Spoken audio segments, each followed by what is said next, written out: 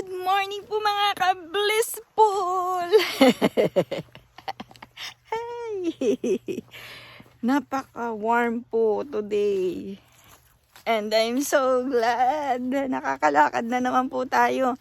May time na naman po tayo mga ka-blissful. And yes! Yes! I'm so inspired to walk with us. Nakikita niyo po yung mga kulay na yan. Talaga namang nakaka-inspire, di po ba? And gaya po ng karugtong na kahapon, yung pong kwentuhan natin, yung pong kasunod kong i-upload ay yung pong pagsama ninyo sa akin sa paglilinis kahapon dun po sa isang lugar, sa bahay, na gagawin ko pong small library. Yes. Gusto ko pong talakayin yung di po ba sinasabi ko po doon kahapon na be careful po yung paglalagay po ng kortina. Oo po, at ang ating pong ang nagagawa po ng mga kalalakihan ay pwede din po nating magawa. Ibig ko po sabihin, wag na po nating hintayin ang ating mga kasama sa bahay na gumawa kung ano po yung dapat nating gawin. Pero ini-emphasize ko po dun kahapon na be careful about dun po sa paglalagay ng kortina. Mayroon ay, nagkadumi. May dumapo po sa akin. Nagkadumi yung aking ano. By the way, mamaya po siguro tatanggalin ko yung aking jacket doon. Kasi nga po warm. Warm. Pinatay ko po ang heater. At nang makatipid-tipid. So, yeah. Mayroon po kasi akong kaibigan sa panulat. Hindi. Bakit napunta sa panulat? Mayroon po akong kaibigan way back, let's say 15 years ago or siguro mga ganun po. Siya po ay nag-aaral ng nursing. Alam po natin na ang nurse po dito, kahit kayo ay mag-asawa, pwedeng yun na lang pong isa ang magtrabaho. Kasi nga po, masyado pong malaki ang sweldo ng nurse dito. So, pagkatapos po na niyang mag-aral, babae po itong kinukwento ko. Parang bumili po sila ng bahay like that. And then, naglalagay po siya ng kortina. Siya po ay nahulog sa kanya pong kinatatayuan. At alam niyo po ba ang nangyari? Nag-suffer po yung kanyang spinal cord. Okay? And so, ano na po ang kasunod? Paano pa po siya magtatrabaho as a nurse? Yun po ang dapat po nating intindihin, na tayo po ay tumatanda. And be careful po about, yes, masasabi po natin na yun ay aksidente. Ayun nga po. Gusto ko lang pong ikwento na yung pong pagtayo-tayo sa, siguro po dapat lang na maging careful at siguraduhin na ang tatayuan or ang tatapakan ay enough po dun sa be safe. Safe. Ayan, maliit na po itong aking sugat. At pagaling na po yan. Hindi ba? Pagaling na mga ka-blissful. Okay. Isa po yun sa tatalakayin natin. Kasi sabi ko po, baka makalimutan ko. Paano ba yan? Kailangan po magkaroon ng lesson learning po dun sa mga experience ng iba. At learning din po dito po sa ating experience, sa sarili po nating experience. At ang isa pa, gusto ko po uling talakayin na pagka po tayo ay may sinimulan, ating pong tapusin. Okay? Ibig sabihin, kung kayo po ay nakakita ng opportunity na nararamdaman ninyong kaya nyo naman, ay inyo pong simulan at inyo pong kausapin ng inyong sarili na inyo pong itutuloy hanggang dulo. Okay, hanggang dulo. Hello mga ka-blissful, hanggang dulo. Walang bibitaw. Opo, kasi Yes, hanggang dulo tayo. Ayan po, naiinitan na ang person. Naiinitan na po ako. Ayan po ang aking suot. Ito pong blouse na ito ay bigay po ng isa sa aking mahal na kaibigan. Way back 2016. Siya po ay naging super close kong kaibigan. Dentista din po siya. Alam mo kung sino ka, sis. And marami po siyang naipamana sa akin na hanggang ngayon po nasusuot ko pa, mga ka-blissful. Ganun po akong bigyan. Ako po ay tinatago ko ang mga bigay sa akin. Akin po tinitreasure. Well, marami naman po ako naging kaibigan na talaga naman pong mapagmahal. Malamang, kasi mapagmahal din po ako, mga ka-blissful. Yeah. At naaakit nga, kung ano nga daw po tayo, ay at yun din po ang dumidikit sa atin. Nakikinig po ba kayo? Kung ano po tayo, yun din po ang dumidikit sa atin. Okay? Dumidikit. Nagba-vibes.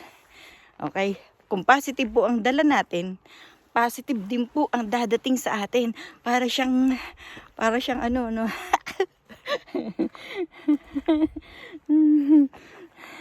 Sabi po ng ate ko, ay, ang laki naman ng ibon, no? Nakita nyo? Ang grabe. Nakakatakot ang mga ibon dito. Parang mga malalaki, para ng tao, para ng baby kalalaki. Ano? Ang ate ko po ay sabi po niya sa akin, pag magkukwento ko at ikay naglalakad, dahan-dahan lang ang iyong paglakad para naman hindi ka hinihingal. Pero tingnan niyo po, mahaba-haba na po ang ating nilakad, mga ka-blissful. At ang aking pong mga mata at ang aking pong mga ilong ay kumakate. Okay.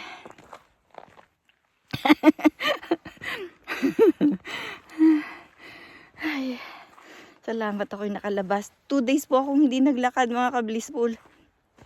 Nakatali po ako dun sa aking mga ginagawa sa bahay. Nakapokus po ako sa lahat ng ginagawa ko. Pero ako po ay naglinis na ng sahig. Akin na po siyang nalampaso. At saka po ngayon, bahala na po yun. Bahala na po sila. Bahala na po yung bahay kung talaga pong siya magiging matagal na malinis. Hindi po. Hindi ganun. Walang ganun, mga ka-blissful. Siyempre, ako pa rin po ang maglilinis. Okay. Mayroon pa po pala akong isang itatanong sa inyo. Sa umaga po, ano po ang ginagawa ninyo? Pag po kayo ay nandun na sa inyong kusina, anong una po ninyong ginagawa? Oh, may tanong ako sa inyo, mga ka-blissful. Mga ka-blissful, nanay, tatay, lolo, lola, ate, kuya. Wait. Akin po munang babati ng aking mga anak. Hello Lara, hello Nico, hello Jacob. Kumusta kayo diyan? Ingatan ng sarili. Laging mag-pray bago umalis ng bahay. And isipin na si Mami ay nandito at mahal na mahal ko kayo. Okay? Ayan. Usapan na po ulit. Yes, kasi po, ituloy po natin yung tinatanong ko sa inyo. Ano po ang ginagawa ninyo sa umaga pagka nandun na kayo sa kusina nyo? Hey, sagutin. Sagutin po. I-chat po ninyo. Okay? Ako po, ang ginagawa ko po sa umaga, kukuha po ako ng basahan, malinis syempre. Sa totoo lang po, di po ako tumutulog ng may marumi akong basahan sa kusina. At nilalagyan ko po siya ng disinfectant. Or kung kayo po ay may yung mga pan-disinfect na mga shed.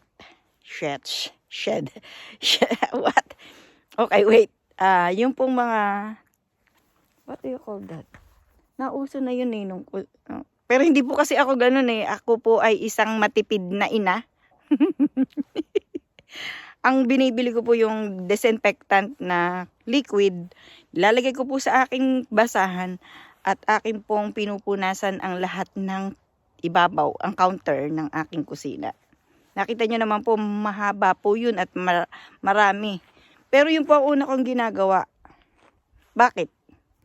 Kasi po, dito po sa akin, mayroon po akong, syempre hindi po natin alam kung ano ba yung mga gumapang doon nung gabi na yon. So, yun lang po, i-disinfect. Ako po yun. Ganun po ako. And then, iwawash ko po yung initan ko. Iinit po ako ng tubig. At pagka po mainit na, ako po ay iinom. At ako po ay manggagawa ng kape. Yun po ang una kong ginagawa, mga ka-blissful. Pagka po ako'y nasa kusina na. Okay. So, nandito po tayo ngayon. Andito na naman tayo ngayon sa ibabaw ng...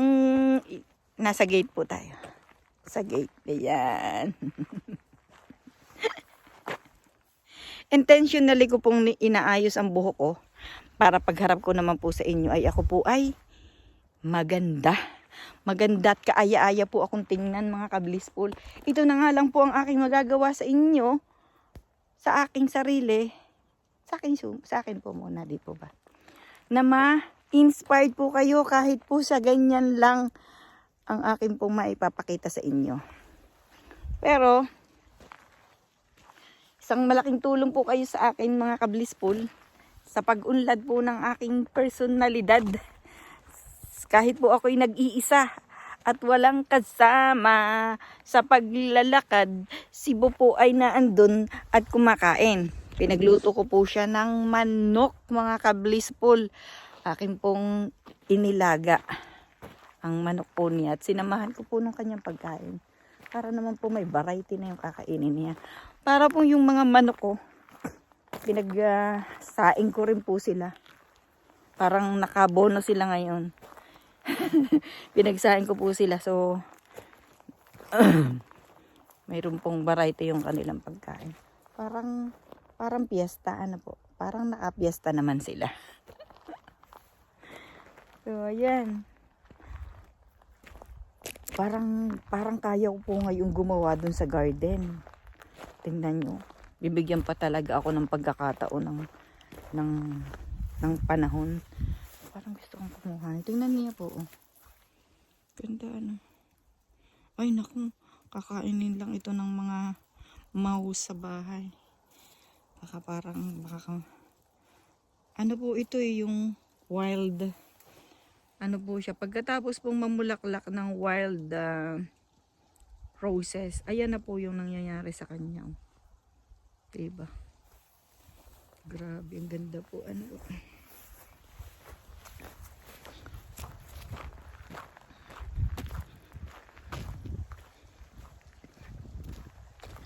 Inspirational ano po yung aking napanood kanina na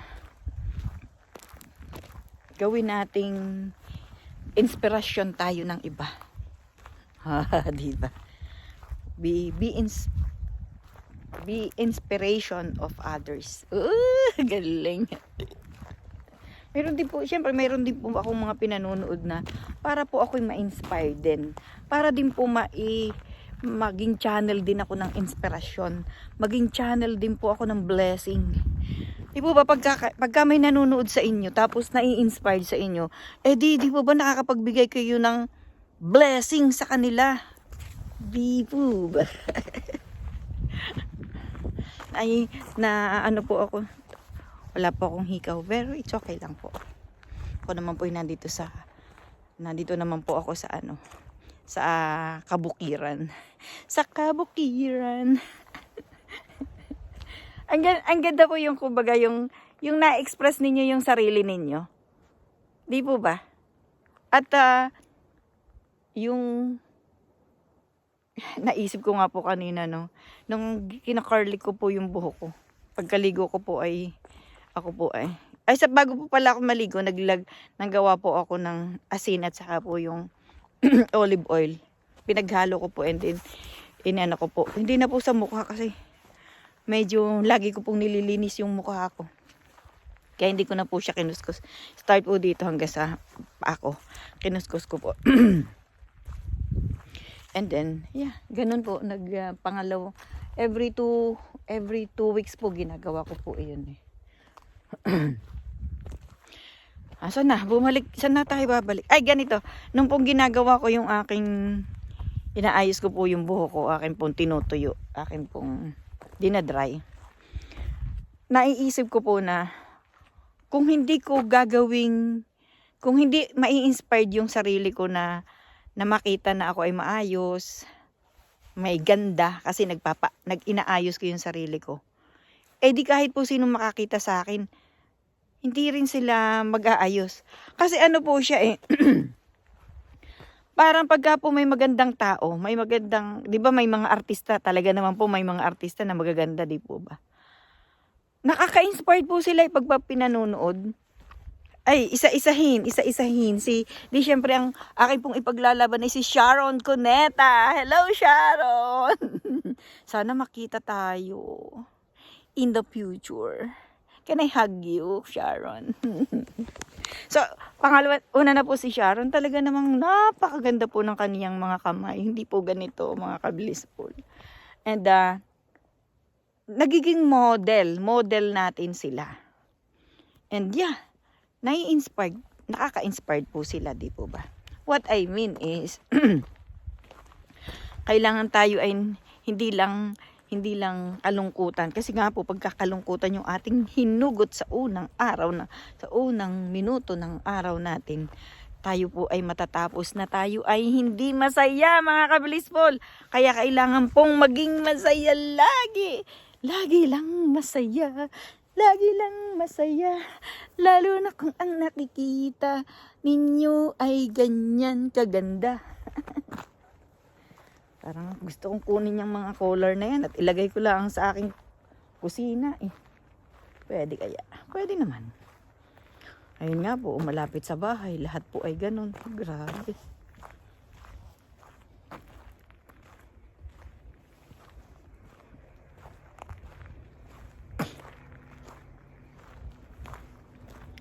Kung ako ay mag-aasawa. Ang ganda ng kanta na yan.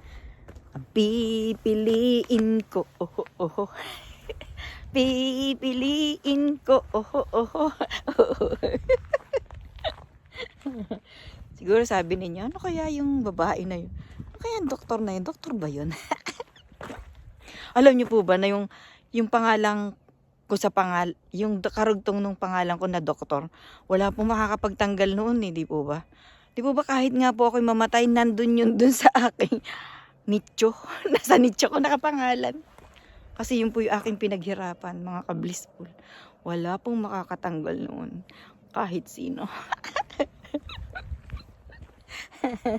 And always grateful. Thank you, Lord. Thank you po sa mga blessing na ibinigay ninyo po sa amin. Ingatan po ang ninyo ang aking mga anak, ang aking pong mga kapatid, ang aking pong buong pamilya. At masasabi ko po na isama ko po ang aking pong mga subscriber, ang aking pong mga followers, sila po ay bigyan ninyo ng magandang buhay, gaya po ng mga gusto nilang mangyari sa kanilang pamilya. Ingatan po sila sa kanilang mga gawaing araw-araw, bigyan po ng masagana at maligayang buhay. Ang lahat ng ito po ay ipinananalangin ko sa matamis na pangalan ni Jesus. Amen. Thank you, Lord. Thank you so much, mga ka-blissful. Mamaya na lang po uli, magsisit down po ako doon, o kaya po ako ay may mga gusto kong gawin doon sa aking pong garden. Thank you, mga ka-blissful. Have a blessed day. Bye-bye. See you to the next vlog. Bye-bye.